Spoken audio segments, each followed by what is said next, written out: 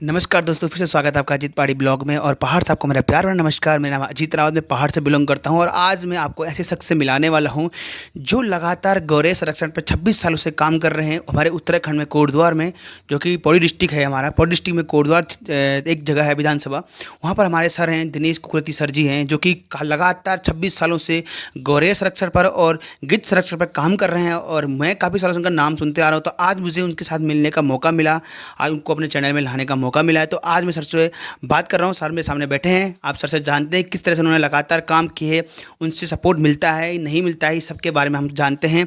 और सर बताएंगे सटीकली कि कब से वो लगातार काम कर रहे हैं, किस तरह से चिड़िया उनकी कॉलिंग समझती हैं, चिड़ियों की कॉलिंग समझते हैं, और किस तरह से चिड़िया उनकी जो भी एक्टिविटी होती है उनको चिड़ियों के बारे में अच्छी नॉलेज है। 26 सालों से नॉलेज है, तो आइए उनसे जानते हैं सर से। तो सर पहले तो प्रणाम मेरा आप सबको कि आप मुझे आज आपने मौका दिया, टाइम दिया सर कि आज मेरे चैनल में आप आ रहे हैं। तो सर पहले तो आप सबको मेरा प्यार भरा नमस्कार। तो सर आज आप मेरे ब्लॉग में हैं, अजीत पहाड़ी ब्लॉग में।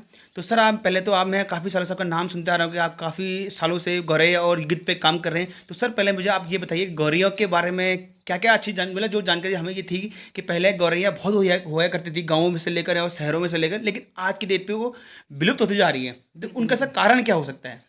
गौरैया देखो, पहले तो बहुत अधिक मात्रा में हमारे गांव में गांव में हर जगह रहते थे, लेकिन ये परिवर्तन 91 से शुरू 90 के आसपास से परिवर्तन शुरू हो गया था जी। हमारे पर्यावरण में, हमारे घर में, हमारे खान पान रहन सहन 90 के आसपास से परिवर्तन हुआ। और 2000 आते आते हमें पता नहीं चला कि हम बहुत परिवर्तित हो गए हैं। जी। हमारे व्यवहार में, खाने में, पीने में, रहन सहन में, मकान में, झोपड़ी से मकान बनना, आधुनिक मकान बनना, ये सब वही दौर हुआ।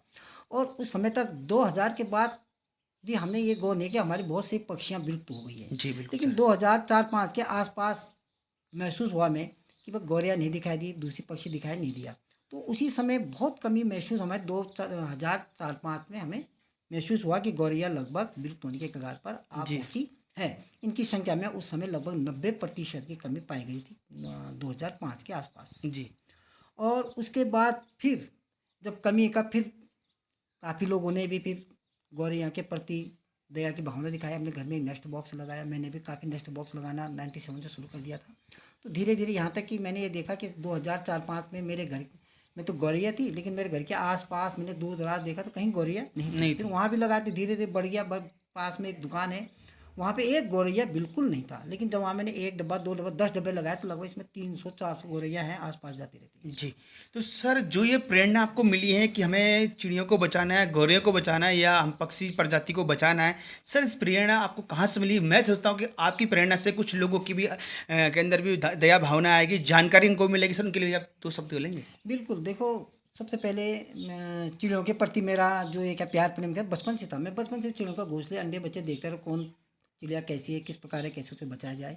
लेकिन 97 में मैंने कहा कि एक पढ़ाई के दरमियान जब मैंने चटाई बिछाया तो उसके नीचे 2-3 गौरैया, एक दिन में एक गौरैया के बच्चा दब के मर गया, दूसरे दिन दूसरा, तीसरे दिन में तो दुख हुआ। तो ये उस जी। समय मैंने अपने घर में उस समय लगभग पहले 11 सुराख किए, फिर 19 किए, फिर 40 सुराख किए। उन सुराखों में फिर गौरैया ने अपना घोंसला बनाना शुरू किया। फिर उसके बाद मैंने छोटे छोटे नेस्ट बॉक्स बनाना शुरू कर दिया। मैंने कहा जब हमारा मकान पक्का बन गया, आधुनिक मकान बन गया, तो मैंने कहा कि अब गौरैया कहाँ रहेंगी, तो फिर मैंने डब्बे जी। बनाना शुरू कर तो दिए। कहीं न कहीं ये हमारी जो पक्के मकान बने थे, कहीं न कहीं ये गौरैया का विलुप्त होने का मेन कारण ये भी है कि जैसे पहले हमारे पहाड़ों में जो मकान हुआ करते थे, पटालेदार मकान हुआ करते थे, जिनके अंदर वो अपने घोंसलाएँ बनाती थी। तो बिल्कुल। कहीं न कहीं अब पहाड़ों से जो पलायन जो कोटद्वार की तरफ या शहरों की तरफ हो रहा है, तो कहीं न कहीं लोग तो पलायन कर रहे हैं, लेकिन साथ-साथ में जो हमारी पक्षियाँ प्रजाति हैं, वो विलुप्त होती जा रही है। बिल्कुल, बिल्कुल। प्लान की सबसे बड़ी प्लान तो है ही, लेकिन गौरैया के लिए सबसे पहले क्या हो गया कि एक तो आवास जहाँ जी। उन्होंने घोंसला बनाना वो समाप्त हो गए। जी। दूसरा, कीटनाशक का प्रयोग क्या हो गया कि 1985-86 से कीटनाशक का प्रयोग हुआ। हमने आम हो गया, जैसे लीची हो गया,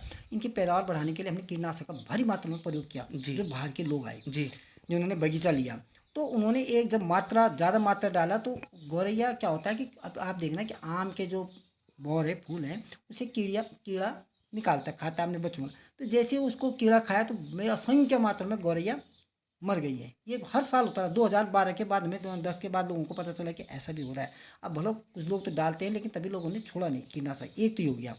दूसरा क्या हो गया, इनके भोजन की कमी, जी। क्योंकि प्लेन्स के एरिया में जब तक मैंने देखा जहाँ जहाँ इनका डेथ है आसपास, क्योंकि हरियाली कम हो गया, क्योंकि बच्चे पालने के लिए गौरैया का जो छोटे बच्चे का आहार होता है, छोटा हरा कीड़ा होता है, जी। जो हमारे नुकसानदायक होता है। हमारे साग सब्जियों में आसपास खेतों में रहते हैं तो उसका भक्षण करती है। जी। तो खेत नहीं है तो इनको लंबा दूरी सफ़र करना पड़ा कीड़े लाने के जी। लिए। तो रास्ते में परभक्षी चिड़िया ने इसको पकड़ लिया, या किसी वाहन से, तीव्र वाहन से टक्कर से टक्कर ये से मर मर गया। जाते हैं। ये चीज़ कई घटनाएं ऐसी होती हाँ, भी है। तो ऐसे ही गौरैया के समाप्त होने का, चिड़िया का गाँव का लगभग 40 से कारण है इसके, जो मैंने जी। देखा, कई साल से देख रहा हूँ मैं, तो जी। 40-42 कारण इनके ये हैं जिनको कहीं ना कहीं इन पक्षियों को उन्होंने प्रभावित किया है। जी।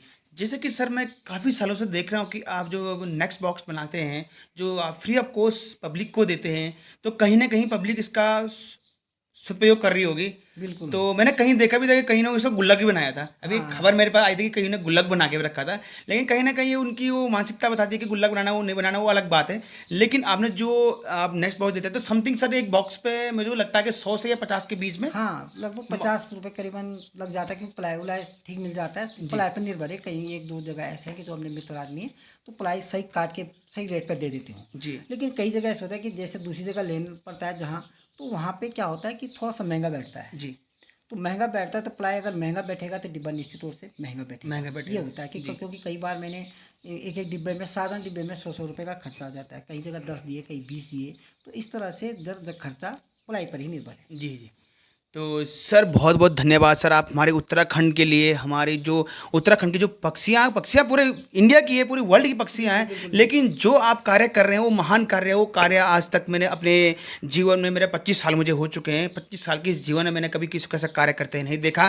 काफ़ी 3-4 सालों से लगातार मैं आपका ही नाम सुन रहा हूँ, और मैं चाहता हूँ कि मेरे लिए गौरव की बात होगी कि आज मुझे आप मेरे चैनल में आए हैं, और मैं चाहूँगा कि मेरी भगवान से भी विनती रहेगी कि आप कहीं ना कहीं अगर नाम गिनीज बुक में आए और हमारे उत्तराखंड से पहले व्यक्ति बने, आपके जो हमारे जो गौरैया संरक्षण पे जो पक्षी पक्षी पर बचाओ आप जो अभियान चलाया, उस पर आपको पुरस्कार मिले। और मैं चाहता हूँ कि जो मेरी वीडियो देख रहे हैं, तो कहीं ना कहीं इस वीडियो को ज़्यादा से ज़्यादा फॉलो करें, लाइक करें, शेयर करें, कमेंट करें, सब्सक्राइब भी करें चैनल को, और कहीं ना कहीं सर का नाम आना चाहिए। और आज आप नहीं, मैं अपने चैनल के माध्यम से नहीं, आप स्वयं आके भी देख सकते हैं सर के घर पे आके कि सर कितना कार्य करते हैं, कितना नहीं करते हैं, आपको स्वयं आके पता चल जाएगा। तो सर बहुत बहुत धन्यवाद, आपने मुझे समय दिया, मौका दिया। तो ये थी सर की कहानी। जो सर मैं आज बता भी दूं कि सर टीचर भी हैं, मैथ के टीचर हैं सर, शायद डिकड़ी खाल में सर मैथ के टीचर भी हैं। और जी, और सर मैंने सुना है कि आप वहाँ पर कई बच्चों को आपने निःशुल्क पढ़ाई भी कराते हैं। मतलब मैं ये आपका आपसी मतलब वो होगा, लेकिन मैं चाहूँगा कि कहीं ना कहीं उन लोगों तक वो आपकी, जो मैं अपने चैनल के माध्यम से मैं चाहूँगा कि कहीं ना कहीं उन लोगों तक जाना चाहिए कि हाँ, आप इसके साथ साथ में ये कार्य भी करते हैं। तो कहीं ना कहीं आपका बहुत बड़ा दिल है कि आप इतना फ्री, आप नेक्स्ट बॉक्स बना रहे हैं, फ्री कई बच्चों को पढ़ाई के लिए आप उनको निःशुल्क उनको पढ़ा भी रहे हैं। तो कहीं ना कहीं ये ऊपर वाला का बहुत बड़ा आशीर्वाद आपके ऊपर है। अब मैं चाहूँगा कि आप मेरे गुरु भी हैं, मैं चाहूँगा कि मेरे गुरु को कहीं ना कहीं, अगर गुरु को सफलता मिलेगी तो ऑलरेडी शिष्य को सफलता जरूर मिलेगी। तो बहुत बहुत धन्यवाद सर, आपने मुझे मौका दिया, समय दिया। Thank you so much. धन्यवाद जी सर, जी धन्यवाद sir, thank you so much sir.